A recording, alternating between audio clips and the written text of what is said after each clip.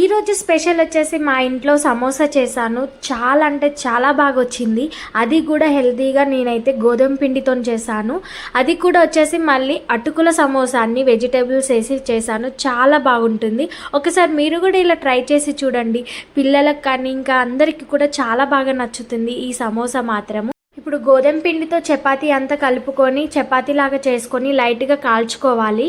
ఇప్పుడు కాల్చుకున్న ఆ చపాతీని 3 లేయర్ లాగా కట్ చేసుకోవాలి. కట్ చేసుకొని పక్కన పెట్టుకోవాలి. ఇప్పుడు వేరొక బౌల్లో కప్పు అటుకులు, ఆనియన్, క్యారెట్, క్యాబేజీ, ఇంకా కొద్దిగంత కరివేపాకు, పెద్ద సైజు ఆలుగడ్డ వేసుకొని అందులో 1/2 స్పూన్ కారము, సాల్ట్, ధనియా పౌడరు, కొద్దిగంత జీలకర్ర పౌడర్, ఇంకొద్దిగా గరం మసాలా వేసుకొని అంతా కూడా కలుపుకోవాలి. ఇప్పుడు మనం కట్ చేసుకున్న షీట్లలో మనం కలుపుకున్న స్టఫ్ అన్నది వేసుకొని ఎడ్జెస్కి కొద్దిగా పిండి అప్లై చేసుకొని గోరువెచ్చగా ఉన్న ఆయిల్లో వేసుకోవాలి. గోల్డెన్ కలర్ వచ్చేంత వరకు ఆయిల్లో డీప్ ఫ్రై చేసుకోవడమే. అంతేనండి, చాలా సింపుల్ కదా.